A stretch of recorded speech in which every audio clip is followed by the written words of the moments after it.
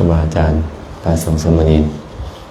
กล่าวธรรมะจากเล็กหน่อยในการสนทนาธรรม นะโมตัสสะภะคะวะโตอะระหะโตสัมมาสัมพุทธัสสะ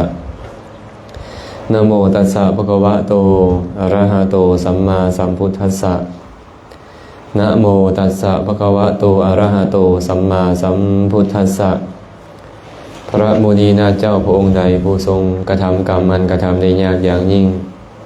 พระองค์ทรงสละเวลาสั่งสมอบรมพระบารมีนับได้หลายโกติกัปเพื่อประโยชน์แก่ชาวโลกข้าพเจ้าขอน้อมไว้พระมุนีนาถเจ้าพระองค์นั้นด้วยเสียงเก้าขอน้อมไว้แด่พระธรรมอันเป็นธรรมที่พระมุนีนาถเจ้าพระองค์นั้นบูชาแล้วเป็นธรรมที่นำสัตว์ผู้ถึงพร้อมด้วยวิชาและจรณะออกจากทุกข์ขอนอบน้อมหมู่พระอริยสงฆ์ผู้ดำรงอยู่ในมรรคและผลผู้สมบุญด้วยคุณมีศีลเป็นต้นขอโอกาสครูบาอาจารย์พระสงฆ์สามเณรทุกรูปทุกองค์กล่าวปกิณกสาระธรรมสนทนาธรรมขอความสุขความเจริญจงบังเกิดมีแก่ท่านสาธุชนทุกคนทุกท่านที่ได้มาพร้อมกันเจริญกุศลในสองภาคแรงของมื้อนี้ทีฆาชากระโตรติทีขังสันตัสสโยชนังทีโกภาลานาสังสาโรสัทธัมมังอวิชชานาตัง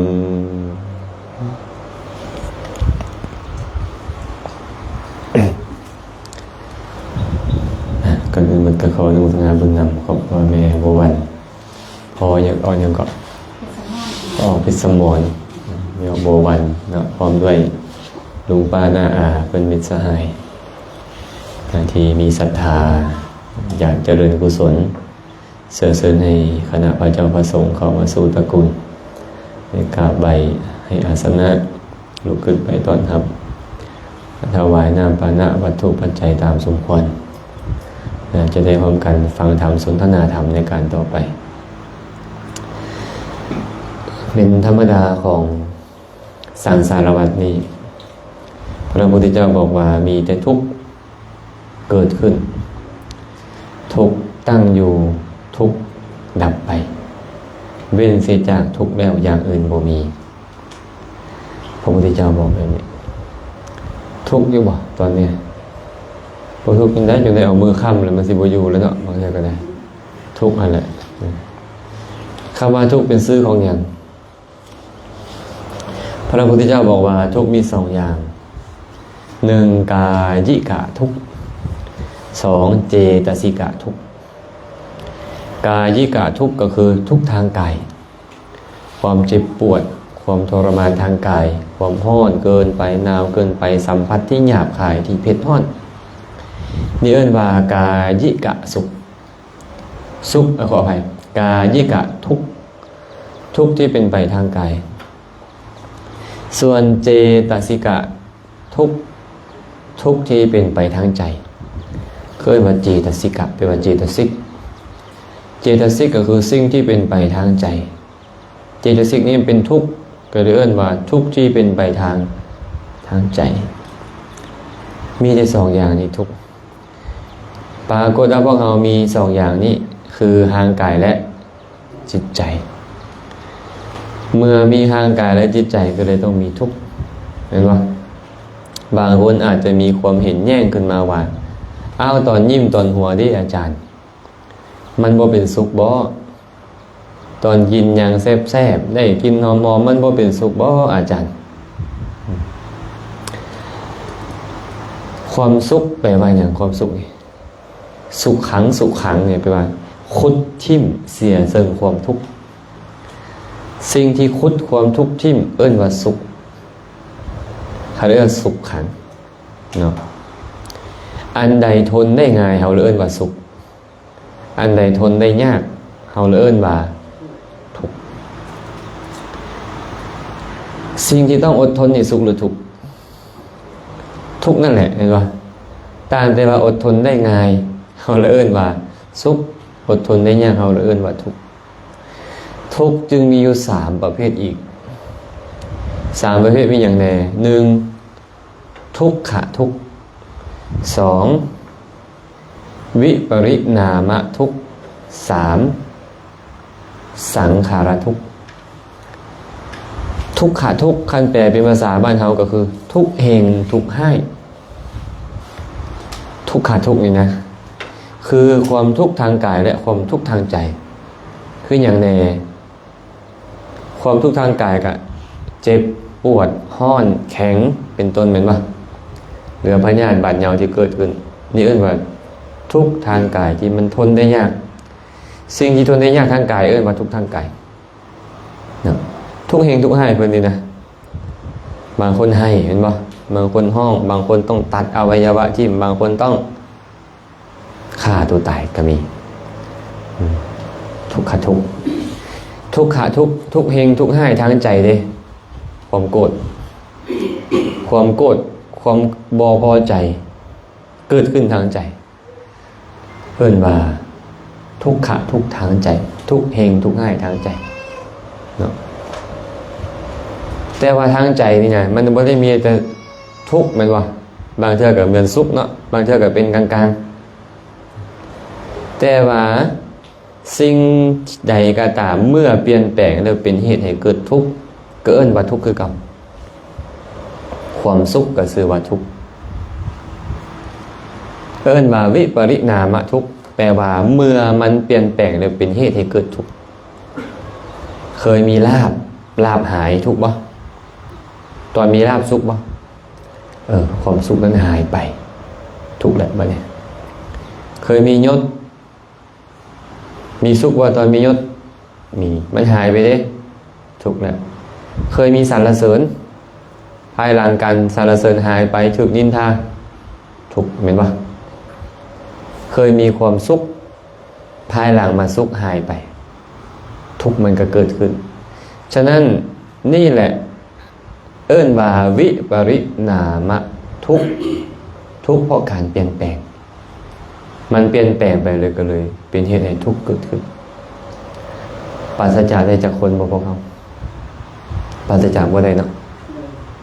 มีบ่ผู้บ่พบเจอแบบเนี้ยบ่มีเพราะสิ่งที่เว้ามาทั้งหมดนี่เอิ้นว่าโลกธรรมโลกธรรมโลกธรรมะแปลว่าธรรมที่เป็นไปคู่โลกหรือว่าโลกยอมหมุนไปเป็นตามธรรมเหล่านี้ธรรมเหล่านี้เลยเอิ้นว่าโลกธรรมมี4คู่มี8ประการเห็นบ่ลาภเสื่อมลาภยศเสื่อมยศนินทาสรรเสริญสุขทุกข์บ่มีผู้ใดที่จะบ่พบเจอสิ่งเหล่านี้เคยได้เศร้าบ่ได้เห็นบ่เคยได้แล้วกลับมาเป็นบ่ได้นี่มีลาภแล้วก็เสื่อมลาภเคยมียศแล้วก็กลับบ่มียศเกินว่ามียศเสื่อมยศเคยมีคำสรรเสริญแล้วก็บ่ถึกสรรเสริญนินทาว่ามีสรรเสริญนินทาเคยมีสุขแล้วก็มีทุกข์8ประการนี้แม้แต่พระพุทธเจ้าก็ต้องพบเจอบ่มีผู้ใดสามารถหลีกเลี่ยงได้แต่พระพุทธเจ้าเคยบอกไว้แบบนี้ปุถุชนผู้บ่ได้สดับบ่ได้รับฟังธรรมะคำสอนของพระพุทธเจ้าของพระอริยเจ้าเมื่อโลกกระทำ8ประการมาถูกต้องใจเขาย้อนทุบค่ำควรห้องให้โศกเศร้าเสียใจพิไรลำพันธ์ว่าของเฮาสูญเสียแล้วเฮาได้ลาภเฮาเสื่อมลาภจังซี่เป็นต้นเนาะอันนี้ปุถุชนถูกลูกสอนคือความโศกครอบงำบัดเนี่ยปุถุชนที่บ่ได้สดับฟังธรรมนี่นะพอบ่ได้พิจารณาไว้ก่อนแล้วมันเคยมีมันกับบ่มีได้ลาภนี่ก็ได้มันเคยมีมันกับบ่มีได้ยศมันเคยมีมันกับบ่มีได้ไอ้คำสรรเสริญมันเคยมีแล้วมันจะกลับบ่มีไอ้ความสุขนี่มันต้องเป็นแบบนี้แน่นอนเนาะแน่นอนต้องเป็นหากปุถุชนผู้บ่ได้สดับฟังธรรมคำสอนไว้ก่อนเขาบ่ได้พิจารณาก่อนว่าบ่แม่นแต่เฮาเป็นทุกคนในโลกนี้เป็นเมื่อเขาพบพ่อเขาจะทุกข์ลูกสอนคือความโศกบางคนบ่กินข้าวบ่กินน้ำบางคนนะบางคนบ่เฮ็ดเวียกบ่เฮ็ดงานเลยจอยพร้อมโศกอยู่ย้อนว่าถูกโลกกระทำเหล่านี้กระทบ ตรงกันข้ามนี่แหละพระพุทธเจ้าบอกว่าส่วนว่าอริยสาวกผู้ได้สดับได้รับฟังเมื่อโลกกระทำ8ประการนี้มากระทบแล้วเขาก็ยอมพิจารณาตามความเป็นจริงว่าบ่แม่นแต่เฮาเห็นบ่ทุกคนมีแน่นอนมีลาภต้องเสื่อมลาภมียศต้องเสื่อมยศมีสรรเสริญต้องมีนินทามีสุขต้องมีทุกข์แน่นอนเหมือนกันเขาได้พิจารณาอยู่แบบนี้เขายอมบ่หวั่นไหวบ่ถูกลูกศรคือความสุขครอบงำครับเฮาจะเป็นอริยสาวกเป็นสาวกของพระอริยเจ้าผู้สดับรับฟังธรรมของพระอริยเจ้าหรือจะเป็นปุถุชนผู้บ่ได้สดับเฮาก็สดับอยู่ได้เนาะแม่นบ่สดับอยู่บ่แม่นหยังสดับนี่จังหวะเด้อว่าสดับจะเป็นภาษากัมพูเชียสดับครับแปลว่าฟังแปลว่าฟังนั่นเองเนาะรับฟังนั่นแหละว่าสดับ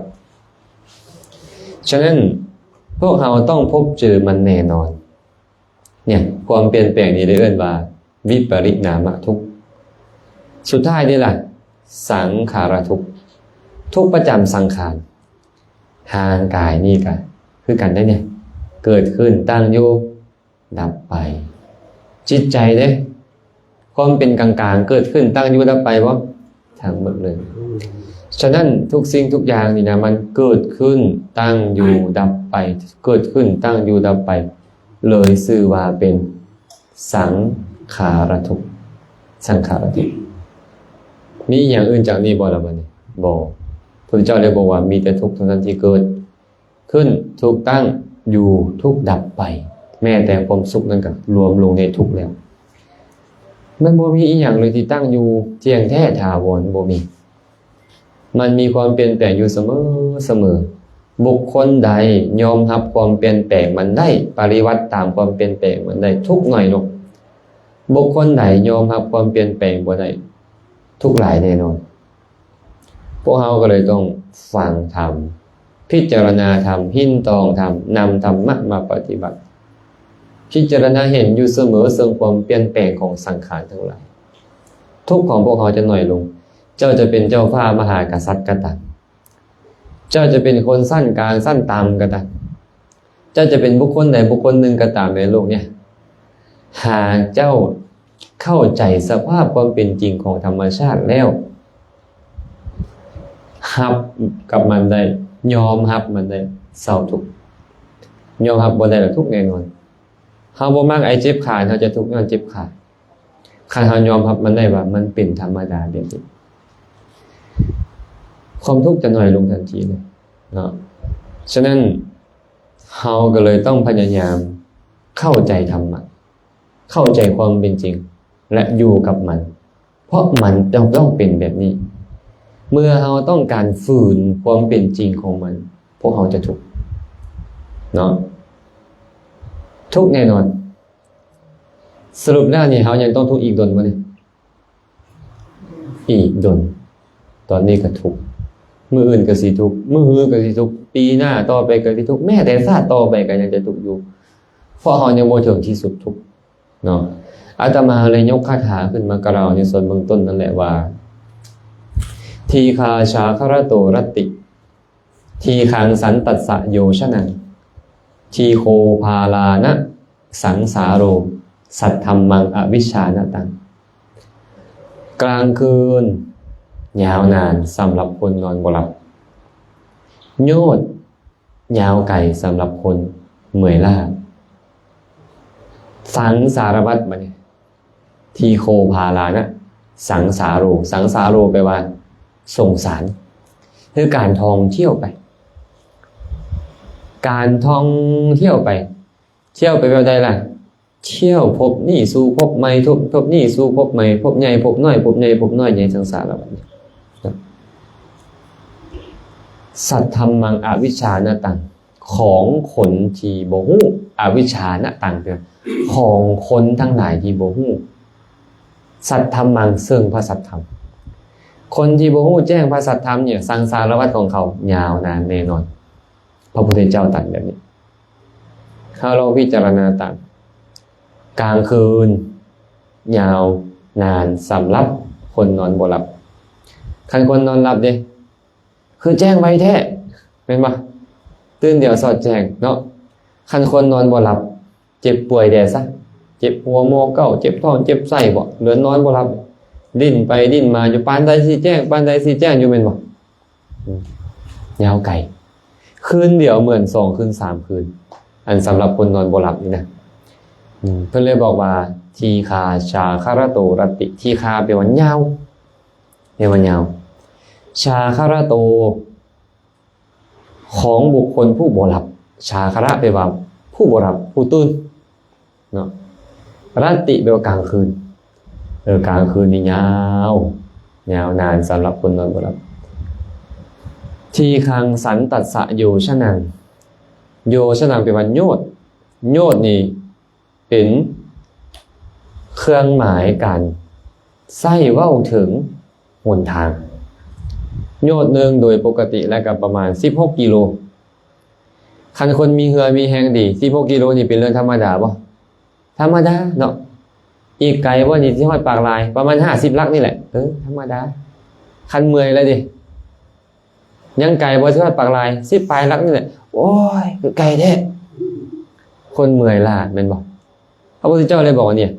หนทางมันยาวไกลสำหรับคนเมื่อยล้าเด้อแต่สำหรับคนที่มีกำลังเนี่ยหนทางบ่ได้ยาวไกลแบบนี้แต่ว่าวัฏฏะสงสารนี่นะทีโคพาลานะสังสาโรสงสารของคนพาลพาลานะไปพาลานังของคนพาลทั้งหลายสัทธรรมังอวิชชานะตังผู้บ่ฮู้แจ้งซึ่งพระสัทธรรมยาวไกลหลายพระสัทธรรมคือหยังพระสัทธรรมบ่รวมๆก็คือทุกข์เหตุเกิดทุกข์เหตุดับทุกข์และทางไปสู่ความดับทุกข์แม่นบ่เว้าเฉพาะเจาะจงเข้าไปนิพพานเพราะว่าฮู้แจ้งพระนิพพานก็คือว่าฮู้แจ้งหมดผู้บ่ฮู้แจ้งพระสัทธรรมตามความเป็นจริงยอมเวียนตายเวียนเกิดบ่มีที่สิ้นสุดจะมีขาอยู่แบบนี้แหละเราจะต้องดิ้นเพราะขาอีกหลายล้านอัตภาพอีกจะมีท้องที่ต้องเจ็บกระเพาะอีกหลายล้านอัตภาพจะมีหัวให้เจ็บหัวจะมีใจให้คิดบ่ดีและทุกข์ใจอยู่อีกหลายล้านหลายกฎอัตภาพต่อไปบ่มีที่สิ้นสุดสำหรับคนผ่านผู้บ่ฮู้แจ้งพระสัทธรรมเฮาตกอยู่ในขอบเขตของคนผ่านบ่เนี่ยเฮายังบ่ฮู้แจ้งพระสัทธรรมตามความเป็นจริงอาจารย์คือว่าข้าเจ้าก็เทศน์ให้ฟังอยู่เด้เทศน์ให้ฟังอยู่ว่าอันนี้เป็นทุกข์อันนี้เป็นเหตุเกิดทุกข์อันนี้เป็นทางดับทุกข์อันนี้เป็นธรรมอันเครื่องดับทุกข์นั่นอริยสัจสี่เขาด้วยกับฮู้เลยเด้อันนี้เอิ้นมาฮู้โดยอนุมานการฮู้มี2 อย่าง1อนุมานะพุทธิ2ปัจจักขพุทธิอนุมานะพุทธิแปลว่าอนุมานแปลว่าฮู้ตามพุทธินี่นะอนุมานะพุทธิแปลว่าความฮู้ที่ฮู้ตามซื่อๆฮู้ตามจังได๋ตามเพิ่นเว้ามาเพิ่นว่าอันนี้เป็นทุกข์ของฮู้ตามทุกข์ขันธ์5อันนี้เป็นเหตุเกิดทุกข์ตัณหาอวิชชาเหตุเกิดทุกข์อันนี้เป็นเหตุดับทุกข์นิพพานฮู้อันนี้เป็นทางดับทุกข์อริยมรรคองค์8ฮู้ซ้ำนี่เอิ้นว่าอนุมานคิดตามยังบ่พ้นทุกข์ฮู้ซ้ำนี่นะครับยังบ่พ้นทุกข์เทื่อแต่ความฮู้ที่เป็นเหตุให้พ้นทุกข์ก็คือปัจจักขพุทธิความฮู้ที่ประจักษ์แจ้งเฉพาะตนเองหมายถึงความฮู้ที่เป็นมรรคญาณมรรคญาณปัญญาโตสัมมาทิฏฐิที่เกิดขึ้นพร้อมกับอริยมรรคทั้งหมดนั้นโตสัมมาทิฏฐินั่นแหละเอิ้นว่า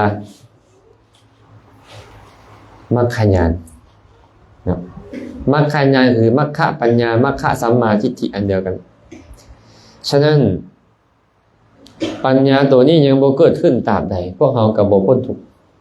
พวกเราก็ยังต้องท่องเที่ยวไปท่องเที่ยวไปในสังสารวัฏบ่มีมือจบมือสิ้นและปรากฏว่าทุกครั้งที่เกิดมามันมีทางกายและจิตใจนี้ทุกข์มันบ่ได้อยู่บนอื่นทุกข์มันอยู่ที่ทางกายและจิตใจนี้หรือว่าทุกข์อยู่ต้นเสาหั่นบ่เป็นตู้ทองใบ หรือว่าสุขอยู่ต้นเสาฮะบ่มีต้นเสาบ่มีสุขสุขอยู่รถเบนซ์บ่ทุกข์อยู่รถเบนซ์บ่มันอยู่ใจอยู่กายเฮานี่แม่นบ่แล้วไปบ่ไหนล่ะครับบ่มีทางกายบ่มีจิตใจทุกบอนเลยแล้วไปเกิดเป็นอย่างล่ะที่เฮาบ่มีทางกายบ่มีจิตใจมีเมื่อเป็นเช่นนั้นเฮาก็เลยต้องมาเพียรพยายามเพื่อให้ฮู้แจ้งพระสัทธรรมการจะฮู้แจ้งพระสัทธรรมได้นี่นะพระพุทธเจ้าเลยบอกว่ามันต้องมีอาหารของมันได้บ่แม่นอยู่ซื่อๆมันจะฮู้แจ้งพระสัทธรรมลดมันอาหารภาษาบาลีว่าอาหาระแปลว่าเครื่องนำมาหรือว่าเหตุเกิดขึ้นก็ได้เครื่องนำมาขึ้นมาวิชชาและวิมุตตินี่นะวิชชาและวิมุตติก็หมายถึงมรรคผลแม่ตุ๊กมรรคผลนั่นแหละวิชชาและวิมุตติมันมีอาหารของมันอาหารของมันคืออย่างคือโพชฌงค์เห็นบ่โพชฌงค์ก็มีสัมมาทิฏฐินั่นแหละแต่เอิ้นชื่อมันว่าธรรมวิจยะเป็นต้นเปลี่ยนชื่อมันแค่ธรรมวิจยะการวิจัยธรรมก็คือตัวสัมมาทิฏฐิในองค์มรรคเนาะโพชฌงค์นี่แหละเป็นเหตุให้วิชชาและวิมุตติสมบูรณ์เกิดขึ้นมรรคผลเกิดขึ้นวิชชาและวิมุตติเกิดขึ้นเพราะอาศัยโพชฌงค์โพชฌงค์มันก็มีอาหารของมันแม่นอย่างละอาหารของโพชฌงค์สติปัฏฐาน4เห็นป่ะ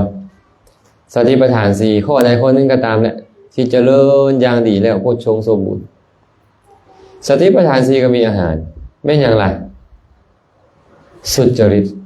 3กายสุจริตวจีสุจริตมโนสุจริตสุจริตก็มีอาหารแม่นอย่างการสำรวมอินทรีย์เห็นป่ะการสำรวมอินทรีย์ก็มีอาหารของมันมาตามลำดับสติสัมปชัญญะสติสัมปชัญญะก็มีโยนิโสมนสิการเป็นอาหารโยนิโสมนสิการก็มีศรัทธาความเป็นผู้มีศรัทธาเป็นอาหารความเป็นผู้มีศรัทธานั่นก็มีการฟังธรรมเป็นอาหารการฟังธรรมกับมีการครบสัตบุรุษเป็นอาหารเป็นเครื่องให้เกิดขึ้นสัตบุรุษจึงสำคัญเนาะแต่ว่าสัตบุรุษมันดันบ่มีอยู่ทุกบอนบ่ได้มีอยู่ทุกเวลาเพิ่นเลยมีคาถาเว้าไว้แบบนี้เฉเลเสเรนะมานิกังคะเชนะมุตติกังวะเนนะจันทนังฐาเนนะปันดิตัง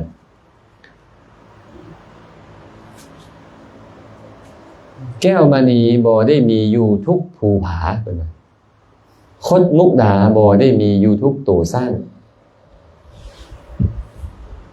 ไม้จันบ่ได้มีอยู่ทุกป่าไม้บัณฑิตชนกะบ่ได้มีอยู่ทุกสถานที่ได้บ่แม่นว่าเจ้าเอาจกไปโคดลงภูตัวใดก็ได้แก้วมณีมาโลดบ่แม่นเนาะมีอยู่บางบ่อนบางที่เท่านั้นคดมุกดาคือกันบ่ได้มีอยู่ทุกตัวสร้างมีอยู่บางตัวไม้จันก็มีบางป่าบัณฑิตก็มีอยู่บางบ่อนและบางกาลเวลาโดยเฉพาะพระพุทธเจ้านี่มีอยู่โลกธาตุนี่เท่านั้นโลกธาตุนี่ก็มีอยู่ทรงภูทวีปเท่านั้นและอยู่ในมัชชิมประเทศเท่านั้นพอและเกิดขึ้นบางยุคบางสมัยส่วนเวลาบ่ดนเท่านั้นพอหายากเนาะคันบ่มีพระพุทธเจ้าพวกเฮาก็บ่มีโอกาสพ้นทุกข์ขนาดมีพระพุทธเจ้าแล้วพวกเฮาก็ยังบ่พ้นอยู่นี่แม่นบ่ขนาดมีพระพุทธเจ้าเลยนะเนาะฉะนั้นกัลยาณมิตรนี่โดยเฉพาะพระพุทธเจ้าก็ตามพระบัญเจกก็ตามพระอรหันตสาวกเป็นต้นก็ตามเอิ้นว่าสัตบุรุษการครบสัตบุรุษบริบูรณ์เฮ็ดให้การฟังธรรมบริบูรณ์มีการฟังธรรมการฟังธรรมที่บริบูรณ์เป็นเหตุให้ศรัทธาสมบูรณ์ศรัทธาก็มีศรัทธาสมบูรณ์เฮ็ดให้มีโยนิโสมนสิการใส่ใจแยบคายยิ่งขึ้นเมื่อใส่ใจแยบคายยิ่งขึ้นสติสัมปชัญญะมีสติสัมปชัญญะมีการสำรวมอินทรีย์มาเห็นบ่เมื่อมีสติสัมปชัญญะอยู่กับการสำรวมอินทรีย์มันก็สมบูรณ์มันบ่โลภบ่โกรธบ่หลงเพราะเห็นรูปเพราะฟังเสียงดมกลิ่นเป็นต้นเมื่อการสำรวมอินทรีย์บริบูรณ์ค ความเป็นไปทางกายทางวาจาทางใจก็เป็นแต่ความดีเป็นสุจริตเมื่อสุจริตเกิดขึ้นอยู่แบบนี้สติปัฏฐาน4มันก็สมบูรณ์เห็นป่ะกับพิจารณาเห็นอยู่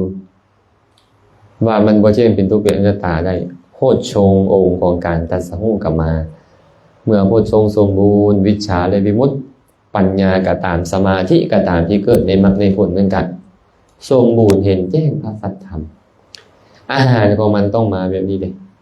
เราก็เลยต้องแสวงหาเนี่ยแม้ยังเป็นต้นต่อของวิชาเลยวิมุตติเป็นต้นต่อของปณิพพานของการพ้นทุกข์การครบสัตว์บุรุษเราก็ต้องได้เลือกได้สอบได้คบได้หาเอาคันบ่มีได้เฮ็ดจังได๋พระไตรปิฎกเนาะแต่พระไตรปิฎกบางเทื่อก็เข้าใจยากๆเป็นบางบนก็ได้แล้วเข้าใจยากได้ไปอ่านเรื่องพระสูตรบางพระสูตรเพิ่นเว้าเกี่ยวกับอีหยังว่าเพิ่นสื่อถึงอีหยังว่าเข้าใจยากบางบนเข้าใจง่ายบางบนคิด3ปีก็บ่ออกบางบนเข้าใจปิฎกนี่ได้บ่แม่นว่าฟังปึ๊บแล้วเข้าใจอ่านปึ๊บแล้วเข้าใจบ่แม่นเด้เนาะใครควรแล้วใครควรอีกคันบ่ได้อาศัยพระอรหันต์ทั้งหลายผู้บรรลุอธิบายไว้แห้งโหดเลยบ่ครับแทบจะบ่เข้าใจเลยบางบนเนาะเฮาบ่เพียรเฮาบ่พักที่พระพุทธเจ้าว่านะยอมพ้นทุกข์ได้บ่เพียรบ่พักเข้าใจบ่คันเฮาบ่ได้ฟังพระอธิบายเลย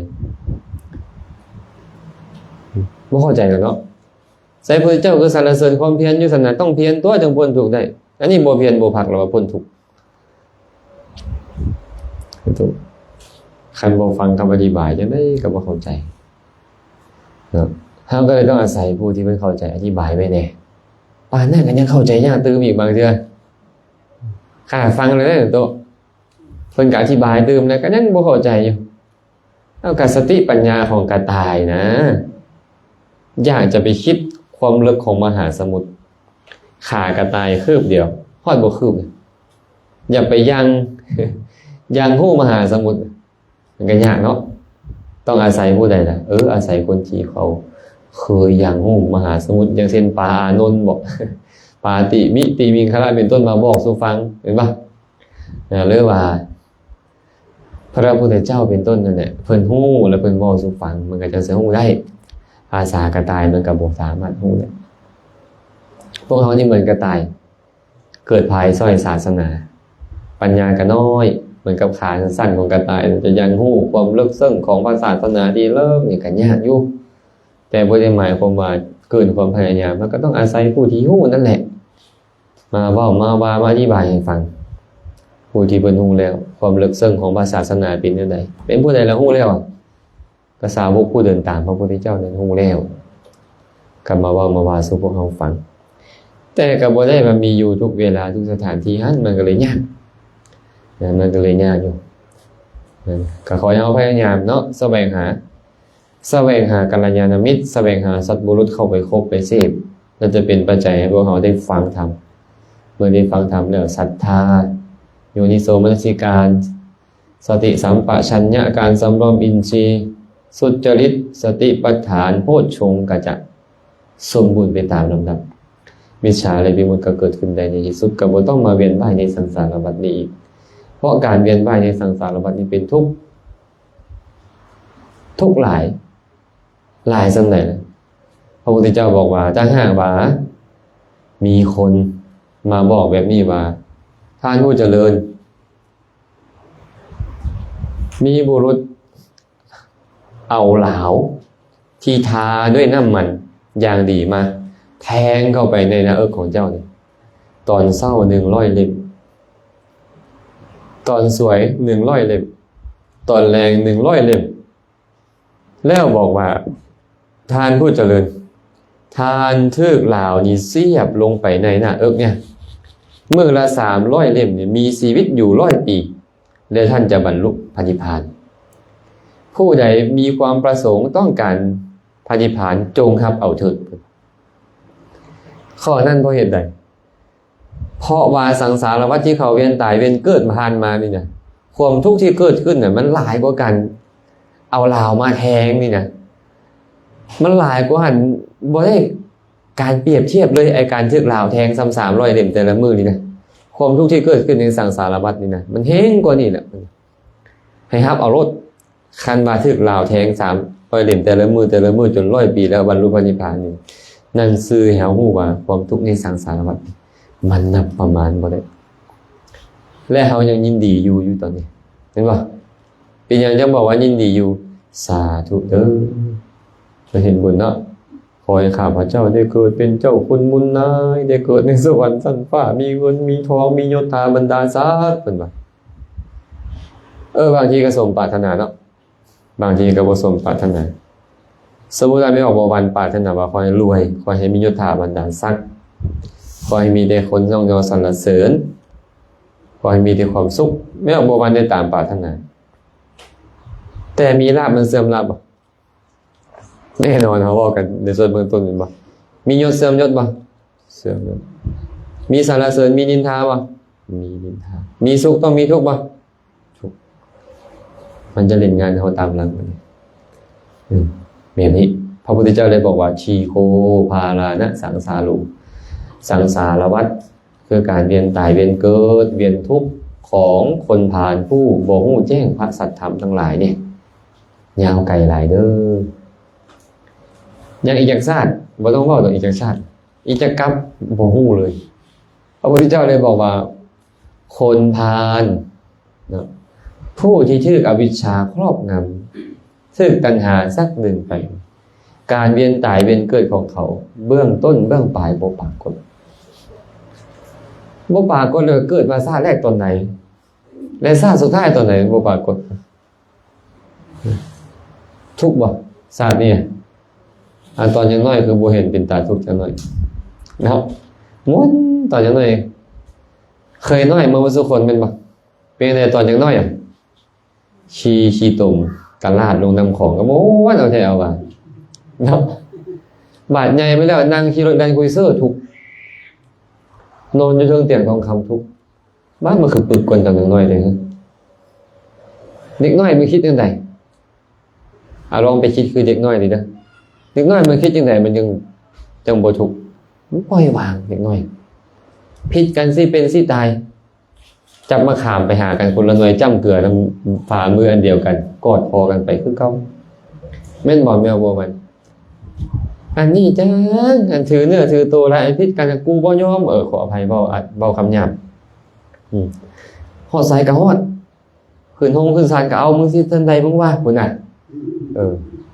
มีแต่ความพินาศ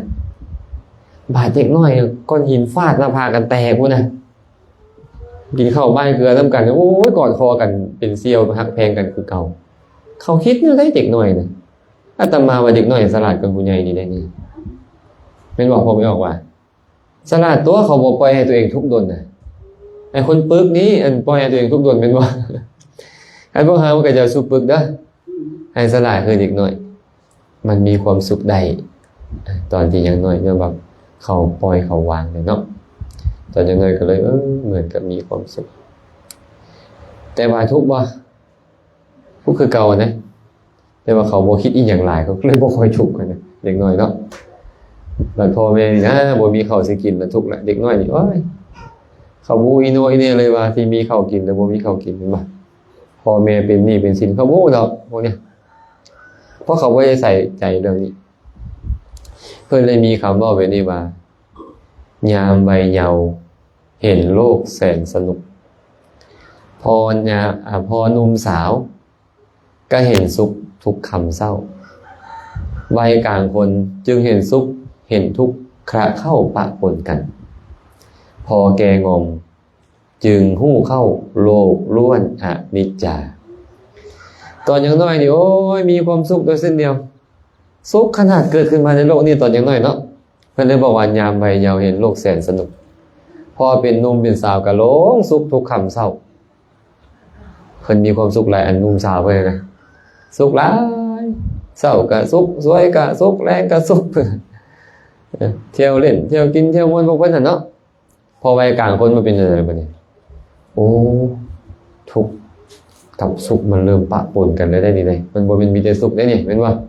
เริ่มเห็นทุกข์แล้วปะเนี่ยเดี๋ยวกันหลานให้เอาแน่หลานเจ้านี่นะ เห็นไหมสองผัวเมียเขาพูดเขาไปเต้นลำวงคุณเอาเริ่มแล้วเริ่มทุกข์ไรไม่เท่าอยู่เฮือนนี่เนาะเริ่มเห็นไปได้ปะเนี่ยฝ่ายนั้นไม่ออกบ่วันดีใจเด้หลานเพิ่นออกมาโอ้ยมันเป็นห่วงเป็นบ่วงมัดเจ้าแล้วเจ้าบ่เข้าใจนี่บ่วงอยู่ข้างหลังบ่วงกันมันเริ่มทุกข์เนาะเริ่มเห็นทุกข์เนี่ยมันบ่แม่นแต่สุขโดยส่วนเดียวมันมีทุกข์นำที่มันพอแก่เฒ่าเป็นจังได๋โอ้ยบ่มีอีหยังเที่ยงจักอย่างค่อยคิดว่ามันจะเป็นแบบนี้ตลอดมันบ่เป็นตลอดเด้เฒ่าจังฮู้แต่ยังบ่สายยังบ่สายที่จะเฮ็ดกุศลคุณงามความดีเพื่อออกจากทุกข์ยังบ่สายเด้คันเฒ่าอยู่กับเฒ่าบ่มีประสิทธิภาพเลยนี่โบอีโนอีนี่นี่โอ้ยแล้วเลยญาติโยมทุกข์ตืมทุกข์เข้าไปเนาะการสร้างพวกเขาเท่าหรือยังนี่นะเท่าหรือยังเท่าแล้วแต่ยังบ่แล้วยังสิเท่าตืมอีกโลกล้วนอนิจจาแล้วเบิ่งไหมมันเที่ยงอีหยังจักอย่างเนาะมันบ่มีหยังเที่ยงอ่ะกำลังวังสาเคยมีบ่ได้อิงเสานี่ดอกแต่ก่อนมันบ่เป็นตุเดี๋ยวนี้เด้ล่ะบ่มีเสาแล้วอยากให้แล้วนางบอลบ่มีเสาก็ได้นางกะยานหูกะตึงตากะฟางแขวกะล่อนผมกะงอกรังกะโกงเนื้อโตตกกะเพิ่นเป็นก่อนเฮาซื่อๆเด้เฮาก็สิเป็นนั่นแหละมีครอบครัวหนึ่งครอบครัวของพระสารีบุตรมีไอ้น้อง7คนอ้ายออกบวชเป็นพระอรหันต์ดึงน้องออกบวชเบิด6คนเป็นพระอรหันต์หมดเหลือน้องไซล่าอายุ7 ปีอายุ7 ปีแม่ก็เลยคิดว่าโอ้ยสารีบุตรนี่สิมาเอาน้องเราไปบวชเบิดแล้วนี่นะเบิ่งก่อนน่ะสิไปแต่งงานให้ลูกข่อยแต่ยังน้อยๆนี่ก่อนนะเราไปมั่นหมายไปแต่งงานแต่อายุ7 ปีไม่ออกกลับไปเฮือนผู้สาวไปหับเนาะไปหับผู้สาวไปมั่นหมายนะพอไปฮอดปุ๊บก็อวยพรให้กันเนาะขอให้เจ้ามีความสุขอยู่เย็นเป็นสุขอยู่เฒ่าอยู่แก่เด้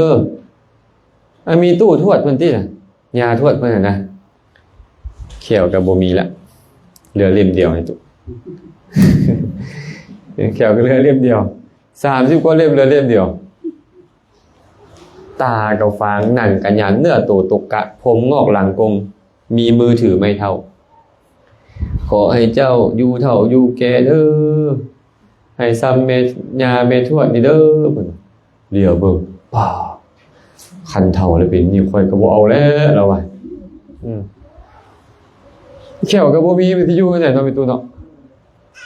ย่ำสิ้นย่ำหนังก็ย่ำบ่ได้แล้วบัดนี้ไปใส่ก็มีแม่แค่เท่าอันยุงไปมันบ่มีอีหยังที่สมบูรณ์เลยถ้าเอาน้อยก็เรียวเห็นคันเป็นนี่ค่อยบ่เอาแล้วบอกแล้วคันเมียค่อยสิเป็นนี่ค่อยก็บ่เอาเพิ่นว่าตัดสินใจเฮ็ดจังได๋เนาะค่อยสิได้บวชนี่นะอ้ายเพิ่นบอกกับพระสงฆ์ไว้แล้วว่าแม่ค่อยเป็นมิจฉาทิฏฐิคันน้องค่อยออกบวชให้บวชให้เลยเพิ่นก็เลยจอบหนีเราซื้อวาเรวตะเราก็เลยจอบหนีสิหนีไปเลยย่านคนนำชี้เขียนไปเห็นท่าจิบทองจอดก่อนค่อยๆจิบทองขอลงท้ายก่อนก็ลงไปท้ายมื้อนึงก็กลับมาขี่รถไปต่อขี่ไปน้อยนึงบอกอีกโอ๊ยจิบทองจอดก่อนค่อยๆลงก่อนลงไปดุนน้อยนึงบัดนี้กลับมาบัดเทื่อที่3จังได๋เอาจอดพวกเจ้าไปก่อนแล้วเด้อบ่ต้องท่าใครดอกไปเลยนี่ไปแล้วก็ไปขอบวชเลยบวชบ่โดนกับบรรลุเป็นพระอรหันต์ไปพระเรวตะน้องสายหลานของพระสารีบุตรย้อนเห็นความเฒ่าความแก่นะบ่อยากเฒ่าดอกอาตมาก็ได้ก็เห็นคือตัวทองใบแต่ว่าบ่อยากเฒ่าแล้วมันเฒ่าบ่ล่ะเฒ่าคือเก่าเป็นอย่างที่เฒ่าก็เป็นตุอยู่ดนแล้วก็เป็นแบบนี้แหละการท่านพวกเขาบ่สามารถล่วงพ้นทุกข์นี้ได้ทุกข์บ่เท่าไปเนี่ยโหยบ่มีเสามาอิงกับทุกข์เนาะบ่มีเบาะให้ดีๆให้นั่งกับทุกข์อาหาร แข็งเกินไปก็กินบ่ได้ก็ทุกข์เดี๋ยวกับความดันเดี๋ยวกับเบาหวานเดี๋ยวกับอีหยังต่างๆนานาตามมาแม่นบ่ทุกข์ยังอยากทุกข์อีกจากชาติแล้วบ่เฮานี่ยังอยากทุกข์อีกจากเทื่อในเมื่อเจ้าเกิดมาชาติเดียวนี้เจ้าก็จะทุกข์แบบนี้คันเจ้าเกิดมาอีก10ชาติเจ้าก็จะทุกข์แบบนี้อีก10ชาติคันเจ้าเกิดมาอีก100อีกพันชาติมันจะทุกข์แบบนี้อีก100อีกพันชาติยินดีบ่พวกเรายินดีที่จะทุกข์บ่สมมุติว่าไปออกบ่วันนี่นะเป็นโรคมะเร็งเป็นตาสบายเว้ยอาตมาเคยเห็นแม่ป้าอาตมาไปเยี่ยมเราไปพามาเต้านมนะมะเร็งเต้านมห้องโอ้ยดำเมื่อนั่นคนนี้นะอาตมาโยกหัวขึ้นไปมันมีสั้น2เนาะขั้นใดของคนสมัยก่อนก็คิดเจาะขึ้นไปเลยเนาะโผล่หัวขึ้นไปเห็นโอ้ยจะมีอีตนเราแต่บ่ฮู้หยังอย่างน้อยเนาะตอนนั้นบ่ฮู้หยังฮู้แต่ว่าอีตนเราสุดท้ายก็ตายบ่โดนก็ตายคันไม่ออกบ่วันเป็นว่าซั่นนี่ยอมรับได้บ่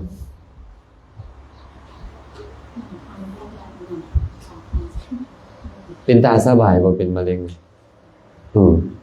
คันไม่ออกบ่วันเกิดมาอีก10เทื่อไม่ออกบ่วันจะมีโอกาสเป็นมะเร็งอีก10รอบคันไม่ออกบ่วันเกิดมาอีก100เทื่อไม่ออกบ่วันจะมีโอกาสเป็นมะเร็งอีก100รอบและบ่แม่นแต่มะเร็งนี่เบาหวานความดันกระเพาะอีหยังไม่ออกบ่วันจะต้องยอมรับให้ได้เป็นโรคโรคเก้ายางบ่ได้นี่อีกหลายร้อยหลายพันชาติซึ่งมันสามารถเป็นไปได้ยอมรับได้บ่แบบนี้พอใจที่จะเป็นแบบนี้บ่คันบ่พอใจก็ต้องคนควยออกจากมันติแม่นอย่างเราเป็นทางออกจากมันเว้นจากอริยมรรคมีองค์8น่ะให้บรรลุถึงพระนิพพานมันบ่มีอย่างอื่นที่จะออกจากมันได้เอาอย่างแรกก็ต้องเอาแม่นบ่เอาอย่างแรกก็ต้องเอาไอ้พระนิพพานนี่น่ะแต่ว่ามันบ่สามารถเอาอีหยังไปแลกได้เจ้าต้องอบรมจิตของเจ้าด้วยตนเองเท่านั้นบางทีต้องเสียเงินเสียทองได้เพื่อให้ได้อบรมจิตเอาเงินให้ลูกไปเที่ยวบ่ต้องมากวนพ่อเพราะเจ้าไปซอกอยู่หากินเองพอที่อยู่อย่างสงบบางคนเป็นบ่เพื่ออบรมใจตัวเองนะไม่รู้มันจะเอาพวกเจ้าออกไปรถเงินซานบ้านซองเงินคำกำเกี้ยวค่อยสิออกไปอยู่ป่าค่อยที่ไปปฏิบัติธรรมค่อยที่บวชเพื่ออบรมจิตอบรมใจสิกขาให้คนเป็นจักควรยึดเนาะฉะนั้นเนาะฝากกันนะคาถานี้นะกลางคืนยาวนานสำหรับคนนอนบ่หลับหนทางโยชน์หนึ่งยาวไกลสำหรับคนเมื่อยล้าแต่ว่าสังสารวัฏการเวียนตายเวียนเกิดของคนทานผู้โง่เขาบ่ฮู้แจ้งพระสัทธรรมยาวนานหลายเนาะอาสิว่าธรรมะสั้นๆเนาะบางคนอาจจะมีคำถามก็จะเปิดโอกาสให้ถามธรรมะมีผู้ใดสงสัยเรื่องการถามได้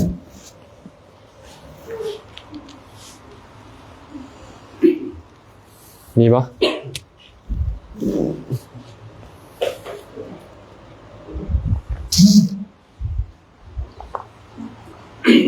โดยข้าน้อยขอโอกาสข้อนมัสการครูบาอาจารย์ทุกองค์ทุกองค์ข้าน้อยก็ซื้อบัววันเซิร์ฟมาเนาะก็พระอาจารย์ก็คณะสงฆ์ก็เคยมาอนุเคราะห์หลายรอบแต่ก็คือว่า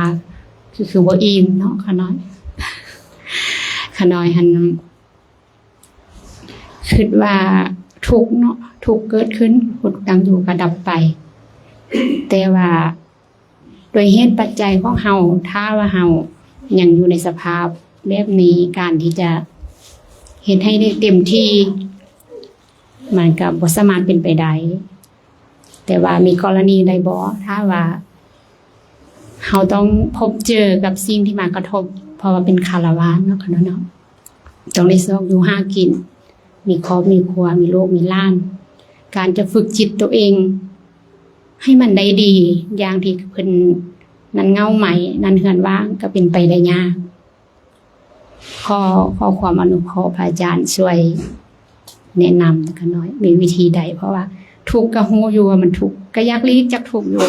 แต่มันก็หลีกได้ยากย้อนเหตุปัจจัยกันหน่อยขอความอนุเคราะห์กันหน่อย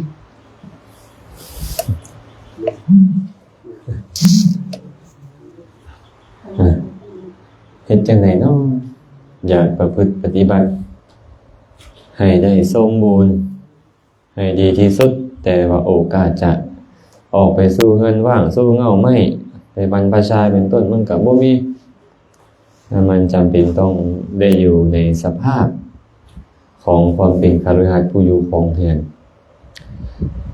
ความเป็นจริงแล้วนี่เนาะการที่บุคคลจะบรรลุถึงธรรมอันเกษมจากโยคะคือพระนิพพานได้นี่นะบ่ได้จำกัดเพศบ่ได้จำกัดบ่อนอยู่อาศัยสถานที่เห็นบ่บ่ได้จำกัดว่าไงคือการปฏิบัติธรรมบ่ได้มีการจำกัดเพศสถานที่บ่แม่นว่าเจ้าต้องเป็นบรรพชิตเท่านั้นจึงปฏิบัติธรรมได้บ่แม่นว่าเจ้าเป็นฆราวาสเท่านั้นเจ้าจึงปฏิบัติธรรมได้หรือเป็นฆราวาสปฏิบัติธรรมบ่ได้บ่แม่นเดี๋ยวนี้พวกเรานึกถึงรูปแบบว่าการปฏิบัติธรรมต้องไปวัดการปฏิบัติธรรมต้องเข้าป่าเพราะเราเห็นรูปแบบเห็นบ่ขอให้เข้าใจว่าที่ครูบาอาจารย์พยายามจัดงานปฏิบัติธรรมครับเพื่อที่จะอบรมและบอกอุบายวิธีให้เฮาซื่อในการที่จะดำเนินไปจนถึงที่สุดทุกข์พระสัมมาสัมพุทธเจ้าเพิ่นได้ตัดพระสูตรหนึ่งเอาไว้ในจารสูตรอังคุตรนิกายจตุกนิบาตพระองค์บอกว่าหากว่าบุคคลยืนอยู่ก็ตามย่างไปอยู่ก็ตามนั่งอยู่ก็ตามนอนอยู่ก็ตามกามวิตกคือความดำริในกามก็คืออยากได้รูปอยากได้เสียงได้กลิ่นได้รสได้ลาภยศสรรเสริญอีหยังต่างๆนี่แหละเกิดขึ้นพยาบาทวิตกเกิดขึ้นก็คือความโกรธเคืองเกิดขึ้นวิหิงสาวิตกความคิดเบียดเบียนคนอื่นเกิดขึ้นก็ตามเขาฮับเอามันคือมันเกิดขึ้นแล้วเราคิดต่อให้มันปรุงต่อให้มันโลภกว่าเก่าให้มันโกรธกว่าเก่าให้มันพยาบาทกว่าเก่าเบียดเบียนกว่าเก่าเพิ่นมาฮับเอามันเขาบ่พยายามเพื่อละเพื่อประหารเพื่อเฮ็ดให้มันบ่มีบ่เกิดขึ้นอีกบุคคลนี้เฮากล่าวว่าเป็นผู้บ่มีความเพียรบ่มีหิริโอตตัปปะบ่มีความเพียรเพื่อให้ถึงที่สุดทุกข์เจ้าจะแถหัวอยู่วัดก็ตามเจ้าจะเป็นนางอยู่ป่าเพิ่นก็ตามเจ้าจะอยู่บ้านใดก็ตามเจ้าจะนุ่งผ้าคือเรื่องห่มเรื่องหรือนุ่งขาวห่มขาวแบบใดก็ตามเจ้าบ่ซื่อว่าคนป่าลูกความเพียรเพื่อให้ถึงที่สุดทุกข์แต่ว่าบุคคลใดก็ตามเขายืนอยู่ไปอยู่นั่งอยู่หรือนอนอยู่ก็ตามเมื่อกามวิตกเกิดขึ้นพยาบาทวิตกเกิดขึ้นวิหิงสาวิตกเกิดขึ้นเขาบ่ฮับเอามันคิดบ่ดีขึ้นปุ๊บคิดโลภอยากได้นี่อย่างนั้นเกิดขึ้นโกรธผู้ใดผู้หนึ่งเกิดขึ้นคิดเบียดเบียนให้เขาวินาศเกิดขึ้นบ่ฮับเอามันคือบ่ปรุงให้มันต่อคิดแนวอื่นสลัดมันทิ้งนะเขาพยายามเพื่อที่จะสลัดมันทิ้งเพื่อประหารเพื่อเฮ็ดให้มันบ่เกิดบ่มีอีกต่อไปบุคคลนี้เอิ้นว่าเป็นผู้มีหิริโอตตัปปะมีความละอายส่วนมีความเพียรอย่างแห่งกล้าในการจะถึงที่สุดทุกข์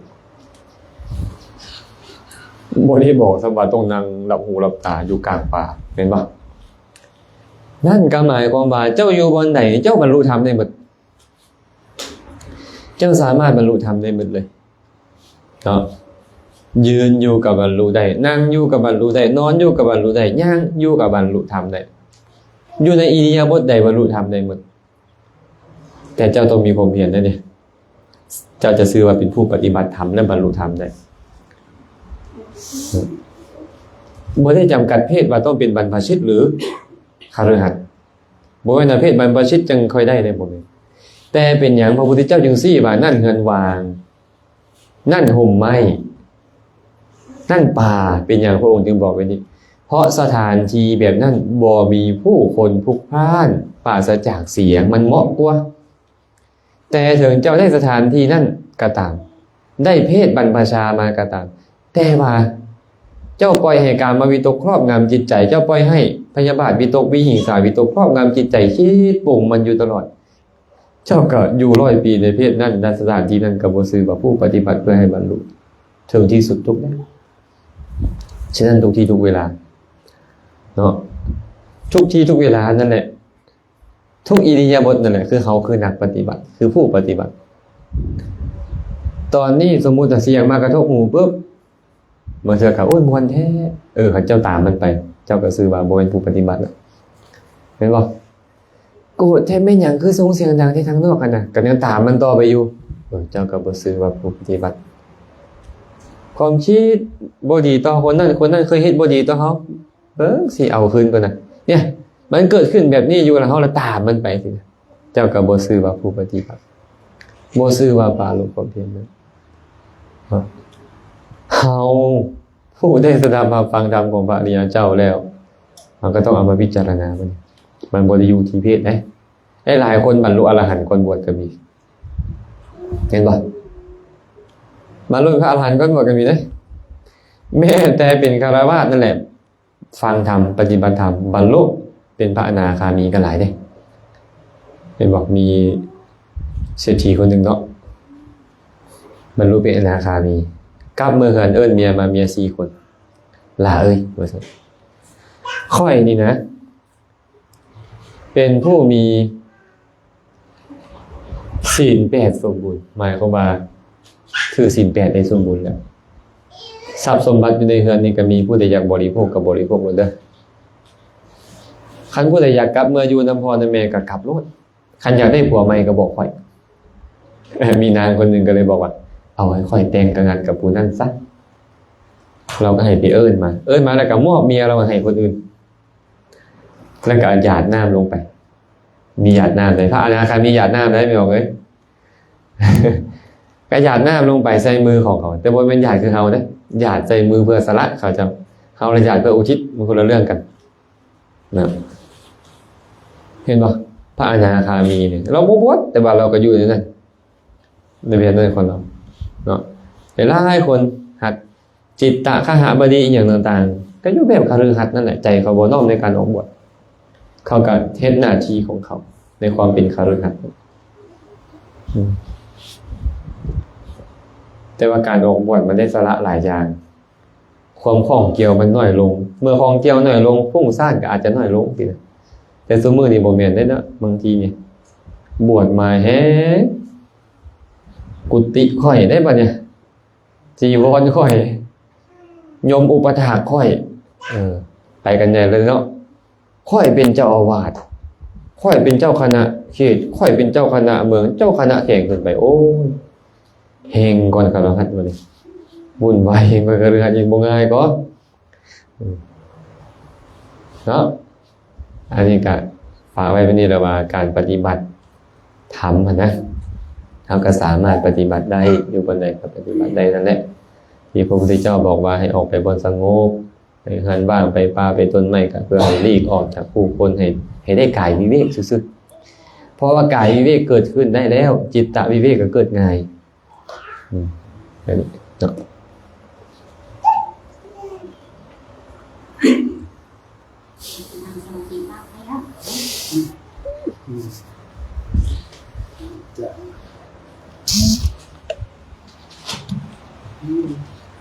น้อมนมัสการ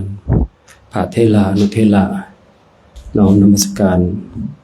เมียข่าวทุกองค์เจ้าภาพเจ้าศรัทธาและก็ผู้ที่เข้าร่วมข้าน้อยนี้ก็ได้